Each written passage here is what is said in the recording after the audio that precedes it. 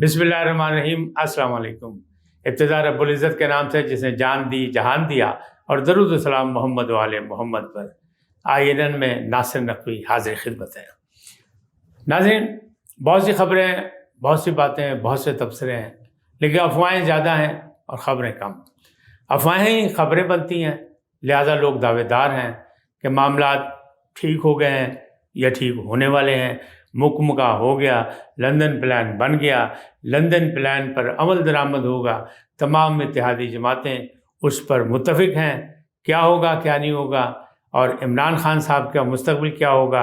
Long मार्च का नतीजा क्या निकलेगा, ये सारी बातें करने के लिए आपकी खिदमत में हाजिर हूँ। पहले आपसे दरख्वास्त है कि INN को सब्सक्राइब करें, लाइक करें, घंटी का बटन दबाना ना भूलें और अपनी कीमती राय का इज़हार करें अपनी शख्सियत के मुताबिक। जी नाज़रीन, मामला सुधर गए हैं। लंदन में जो वज़ीर आज़म ने 2 दिन अज़ाफ़ी क़याम किया, उसमें कुछ मामला तय हुए कि वड्डे भरावां नाल यानी बाऊ जी दे नाल मुज़ाकरात तय कर ले, क्योंकि उन्होंने वो कायद ने अच्छा उन्होंने वहाँ पे मशवरे भी किए,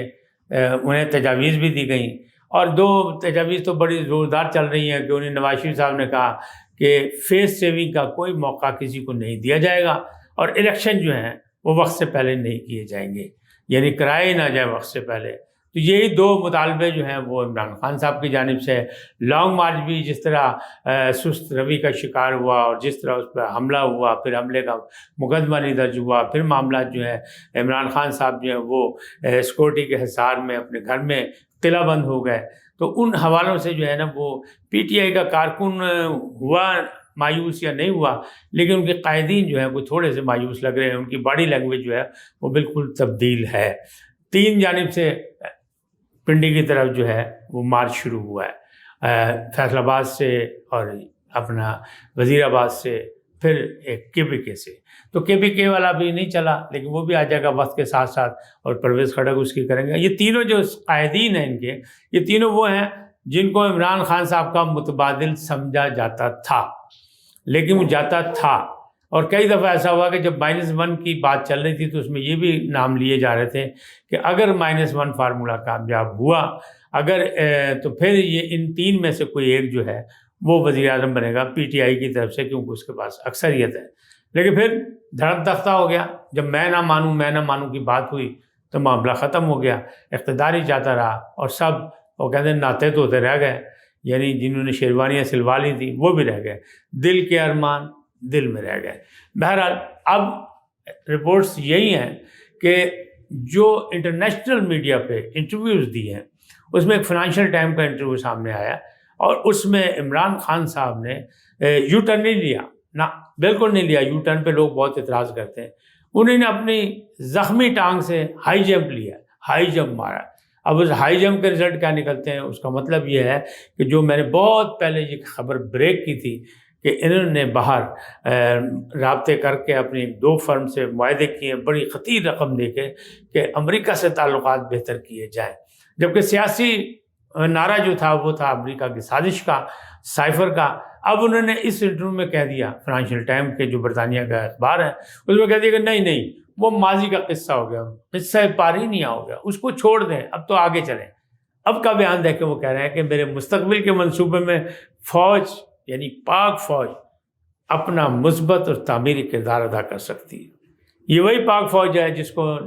ने न्यूट्रल होने का कहा तो इन्होंने उसको जानवर कहा। ये वही पाक फ़ौज है जिसके जर्नलों के नाम ले लेके ये बुरा भला कहते रहे। कभी डर्टी हैरी कहा गया, कभी कुछ और नाम दिया गया, लेकिन कभी FIR में नाम दर्ज कराने की कोशिश की गई, लेकिन वो नहीं हुई। वो कह रहे हैं कि अब हम सुप्रीम कोर्ट से रब्ता करेंगे और FIR में नाम दर्ज कराएंगे। फाइनेंशियल टाइम के जो सहाफ़ी थे उन्होंने भी यही बात की थी इनसे कि जनाब खान आज़म जो कुछ आप कहते हैं वो कर कुछ और रहे हैं, इससे बहुत नुकसान हो रहा है पाकिस्तान को, अब आप क्या कहते हैं? तो उन्होंने कहा जी बिल्कुल, अमेरिका से अच्छे ताल्लुकात चाहते हैं, अमेरिका से हमारी कोई लड़ाई नहीं, बल्कि हम पूरी दुनिया से अच्छे ताल्लुकात चाहते हैं। यकीनन शायद उन्हें उनके करीबी जो दोस्त हैं, अब हामिद खान साहब या इन जैसे जो नए लोग जो करीब आए हैं, क्योंकि पहले तो लोग करीब आने नहीं देते थे, लिहाजा वो मामला है। अब उन्होंने कोई मशवरा दिया होगा तो शायद इन्होंने पॉलिसी तब्दील करने की कोशिश की। यानी ये सोचें आप कि मुल्की यानी रियासती ब्यूरोक्रेसी से भी लड़ाई लड़ी, इस्टेब्लिशमेंट से लड़ाई लड़ी, सिविल इस्टेब्लिशमेंट से लड़ाई लड़ी, अस्करी اسٹیبلشمنٹ سے لڑائی لڑی، اور وہ یہی تھی کہ ضد تھی، انا تھی کہ نہیں مجھے اقتدار میں رہنے دیا جائے۔ اب وہ رزلٹ سامنے آنے شروع ہو گئے ہیں، لگتا ہے کہ انہیں سمجھ آ گئی ہے کہ نہیں یہ معاملات نہیں ہیں۔ میں نے پہلے بھی کہا تھا، اب بھی کہہ رہا ہوں کہ کچھ نادان دوست ان کو گھیر گھار کے انٹرنیشنل میڈیا میں لے گئے کہ جی آپ انٹرنیشنل میڈیا میں آپ اپنا خطاب کریں، اپنا انٹرویو دیں، پھر دیکھیں کیا ہوتا ہے۔ تو بھائی اس کا رزلٹ بھی نیگیٹو نکل گیا کہ 2 خواتین نے انٹرویو کیے تو اس میں بھی وہ سوال کرتی رہ گئیں کہ جناب جن کے نام آپ لے رہے ہیں، جن کو آپ نامزد کرنا چاہتے ہیں، جن کی آپ FIR کٹانا چاہتے ہیں، ان کا تو بتائیں کہ ان کے ثبوت آپ کے پاس ہیں، ہاں یا نہیں کہہ دیں۔ تو وہ گول کر گئے، وہ پچھلی باتیں کرتے رہے۔ اسی طرح اب جو فائنینشیل ٹائم میں اس میں تو بالکل یکسر انہوں نے 90 ڈگری کا جو ہے یو ٹرن لیا، اور ہائی جمپ کہنے سے تو زیادہ بہتر ہے کہ انہیں کہا کہ نہیں سب سے معاملات اچھے، پوری دنیا سے معاملات اچھے، ہم سفارتی تعلقات رکھیں گے، خارجی تعلقات رکھیں گے، ہم ملک و قوم کے لیے کام کریں گے، اور معاملات یہ ہیں۔ دوسری جانب یہ بیان آ گیا کہ جناب پاک فوج جو ہے وہ ان کے تعمیری منصوبوں میں تعمیری کردار ادا کرے، یعنی اب وہ نیوٹرل اور جانور اور وہ سارے جو تھے وہ کہاں گئے یہ نہیں پتہ، کہاں انہوں نے ان کو کس گڑھے میں پھینکا، لیکن لگ ایسا رہا ہے کہ جو گڑھا ایک بیانیہ کے حوالے سے انہوں نے کھودا تھا اس میں لگ رہا ہے کہ عمران خان صاحب خود گرنے والے ہیں، کیونکہ اب ان کا یہ کہنا ہے کہ دوست جو ہیں، پہلے تو عمران خان صاحب خود دوستوں سے دور ہو گئے، یعنی جس نے ان کے ساتھ یعنی باقاعدہ ان کی پذیرائی کی یا ان کی مدد کی یا ان کو اقتدار میں مضبوط کرنے کی کوشش کی، انہوں نے اس کو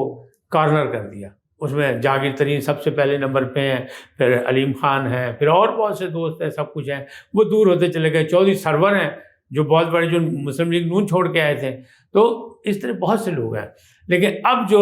پالیسی ہے ان کی، اس میں وہ ایسا لگ رہا ہے کہ اب جو جانے والے ہیں وہ کوئی کام دکھانے والے ہیں کہ اب وہ ان سے کوئی بدلہ لیں، یعنی مکافات عمل، کہ اب یہ ان کے ساتھ ہیں کہ جو جن کے لیے انہیں نے کوئی کردار ادا کیا، مثلا پرویز الہی کو ڈاکو کا،